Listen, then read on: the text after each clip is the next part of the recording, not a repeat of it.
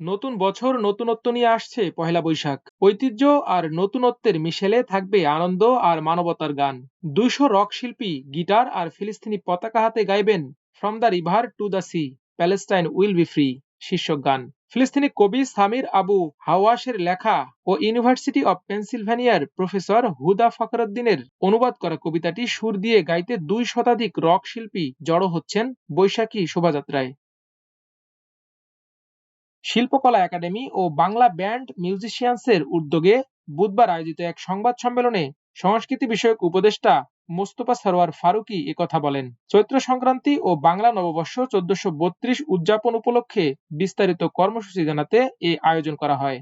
আমাদের সরকারের গৃহীত সব ব্যবস্থার মূলে আছে দুইটা জিনিস, একটা হচ্ছে কালচারাল হিলিং এবং আরেকটা হচ্ছে কালচারাল ইনক্লুসিভনেস। উপদেষ্টা সারা দেশে শিল্পীদের এক হাতে গিটার, আরেক হাতে কালো, সাদা ও লাল রঙের ফিলিস্তিনি পতাকা নিয়ে র্যালিতে অংশ নেওয়ার আহ্বান জানান।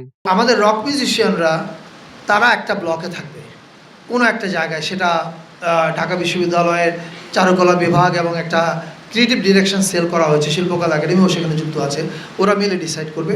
সো এই রক মিউজিশিয়ানরা তারা একটা ব্লক তৈরি করবে, সেই ব্লকে they will be carrying Palestinian flag এবং তারা গাবেন হচ্ছে ওই যে from the river to the sea, Palestine will be free, এই গানটা। এবারে শোভাযাত্রাটা প্রথমত আগের যে কোনো বারের চেয়ে আলাদা হবে, এ বিষয়ে কোনো সন্দেহ নাই।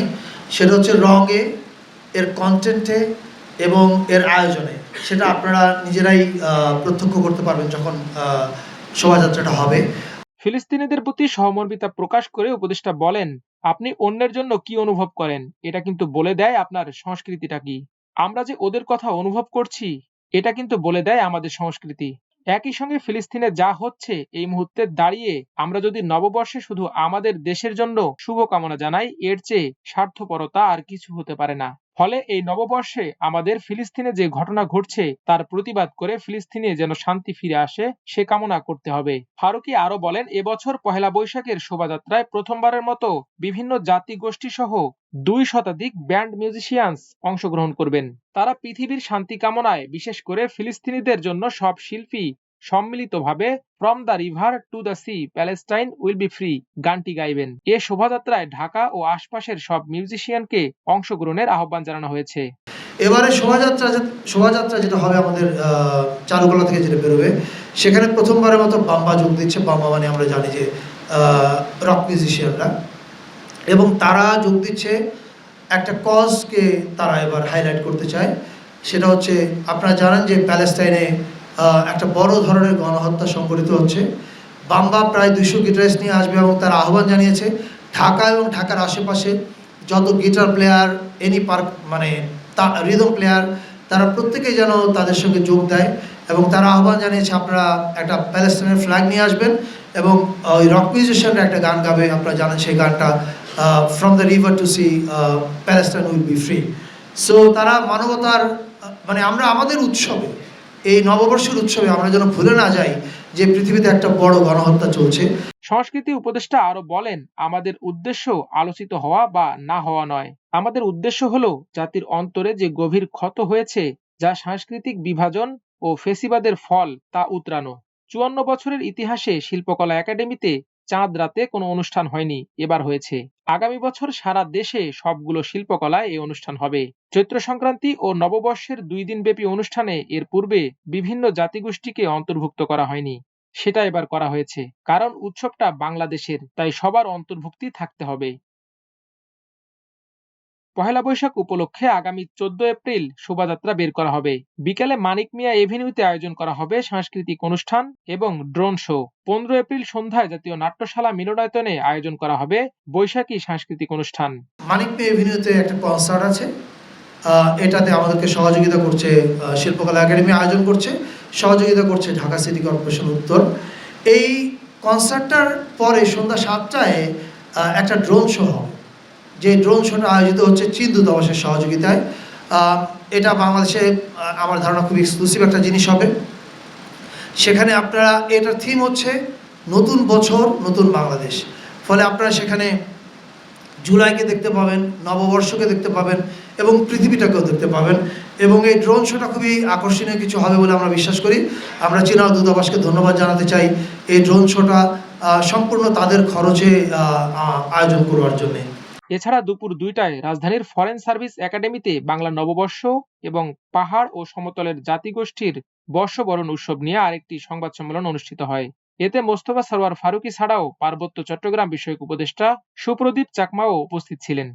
এই যে এই অনুষ্ঠানগুলি করার জন্য বিভিন্নভাবে সাহায্য সহযোগিতা যতটুকু পারি আমি দিয়েছি, এখনো দিচ্ছি। পাহাড়ে এবং সমতলে অনেকগুলো নৃগোষ্ঠী সেল আছে, এই সেলগুলো মেলা এবং উৎসবের আয়োজন করছে, এগুলো আমি আলাদা করে উল্লেখ করলাম না। বাংলা নববর্ষের এবারের শোভাযাত্রায় বাঙালি ছাড়াও 27টি জাতিগোষ্ঠীর অংশগ্রহণ থাকবে বলে জানান ফারুকী। তিনি বলেন, দীর্ঘদিনের সাংস্কৃতিক বিভাজনকে আমরা সারিয়ে তোলার চেষ্টা করছি। অল ইনক্লুসিভ একটা নতুন বছর উদযাপন করতে যাচ্ছি, চৈত্র সংক্রান্তি সহ। এটা পেছনে অনেক দিনের ব্রেনস্টর্মিং কাজ করেছে এবং দাদার সঙ্গে অনেক রাতের পর রাত, ঘন্টার পর ঘন্টা আমরা আলোচনা করেছি যে কী করে এটাকে আমরা আরও ইনক্লুসিভ করতে পারি। এবং আমরা খুব আনন্দিত যে সকল জাতিগোষ্ঠী এটাকে সাদরে গ্রহণ করেছে। নববর্ষের দিনের অনুষ্ঠান সম্পর্কে উপদেষ্টা জানান, প্রতি বছরের মতো এবারও ছায়ানটের অনুষ্ঠান হচ্ছে, তবে স্থান বদলে সুরের ধারার অনুষ্ঠানটি এবার রবীন্দ্র সরোবরে হবে। থাকবে সাইমুম সহ অন্যান্য সাংস্কৃতিক সংগঠনের আয়োজন, যা হবে ইনক্লুসিভ বাংলাদেশের বহিঃপ্রকাশ। যখন অল ইনক্লুসিভ বলছি আমরা তখন ইসলাম, বৌদ্ধ, হিন্দু, মুসলমান, বৌদ্ধ, হিন্দু সবার কথা বলছি। এই শোভাযাত্রায় আপনার পার্টিকুলার প্রশ্নের কারণ আমি জানি, কারণ মুসলমানদেরকে নানাভাবে ভিলিফাই করা হয়েছে এর আগে। আমরা আপনাদেরকে নিশ্চিত করতে পারি এই ভিলিফিকেশন আর চলবে না এই নতুন বাংলাদেশে। সরকারের অন্তর্ভুক্তিমূলক নীতির সঙ্গে একাত্মতা প্রকাশ করে সুরের ধারা এবার বাংলা গানের বাইরেও বিভিন্ন আয়োজন রাখবে বলে সংবাদ সম্মেলনে জানানো হয়। এছাড়া চীনা দূতাবাসের আয়োজনে নববর্ষের দিন বিকালে রাজধানীর মানিক মিয়া এভিনিউতে একটি ড্রোন শো অনুষ্ঠিত হবে। সেখানে 2024-এর জুলাই ছাত্র জনতার আন্দোলন সহ বিভিন্ন বিষয়ের ওপর আয়োজন থাকবে। শোভাযাত্রার বড় অংশ জুড়ে বাংলার লোক সংস্কৃতি ফুটিয়ে তোলা হবে উল্লেখ করে উপদেষ্টা আরো বলেন, নববর্ষের শোভাযাত্রা মধ্যবিত্তদের চালু করা, তবে এর সঙ্গে ফসল সম্পর্কিত বিষয় ছিল। যে কোনোভাবেই হোক আমাদের শোভাযাত্রায় এগুলো স্থান পায়নি। এবারের শোভাযাত্রায় কৃষক একটি বড় থিম হিসেবে থাকবে। শোভাযাত্রা এটা তো মানে মধ্যবিত্তদের চালু করা, রাইট? কিন্তু এটা ট্র্যাডিশনাল ছিল চৈত্র সংক্রান্তি এবং এটার সঙ্গে ফসল সম্পর্কিত ছিল। কিন্তু যে কোনোভাবে হোক আমাদের শোভাযাত্রা এগুলো কখনো স্থান পায়নি। আমরা আগের কিউরেশনগুলো কীভাবে হতো এটা আমরা জানি না, আমি মন্তব্য করতে চাই না। তবে এবার শোভাযাত্রায় কৃষক একটা বড় থিম হিসেবে থাকবে। মাল্টিমিডিয়া ডেস্ক, আমার দেশ।